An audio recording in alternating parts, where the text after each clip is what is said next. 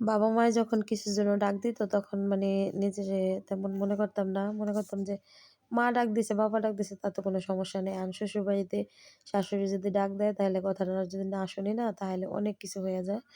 সে কারণে মানে শ্বশুরবাড়ির কথা সবকিছু মেনে চলতে হয়। যাই যা হোক এখন ননদের বাড়ি চলে যাচ্ছি। মেয়ের বিয়ের তারিখ পড়ছে ননদের বাড়িতে যাচ্ছি ননদ জামাইরে মানে বলতে দাওয়াত করতে যাই হোক। এখন অটো ধরে চলে গেলাম আর চলে গেলাম কিছু কেনাকাটার জন্য। কেনাকাটা করে তারপর চলে গেলাম রিক্সা ধরে ননদের বাড়ি। দেখেন আপনার ভাইয়া আবার কিছু কেনাকাটা করে নিল।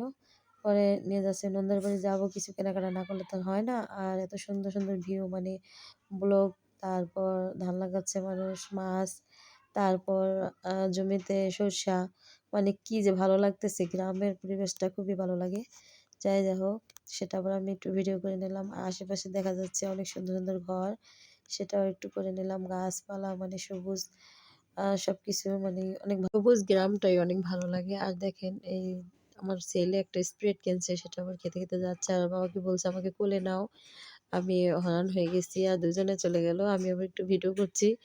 দেখেন আ দুজনে হাঁটাহাঁটি করে চলে যাচ্ছে। আর সামনে দেখলাম একটা ঘর অনেক সুন্দর দেখতে সেটা একটু ভিডিও করে নিলাম। আর চলে গেলাম ননদের বাড়ি।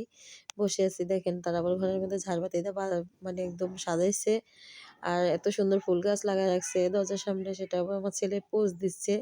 মানে ছবি তোলার জন্য। আমি আবার একটু ভিডিও করে নিলাম। বলতেছে আমাকে ছবি তোলো। ঠিক আছে? আর এই যে এখন খাবার নিয়ে আসছে আমার ননদে কি, কি রান্না করছে দেখেন গরুর মাংস, পোলাও রান্না করছে, আবার ডিম, মাছ, তারপর এই যে সরষা লেবু তো আছে, শাঁসা মাছ রান্না করছে আমাদের জন্য ভালো। একদম অনেক মজা হয়েছে খাবার খেতে।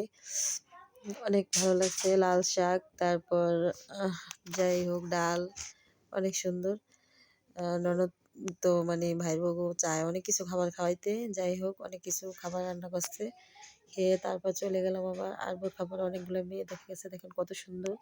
আর ভালো থাকবেন, সুস্থ থাকবেন। আল্লাহ হাফেজ।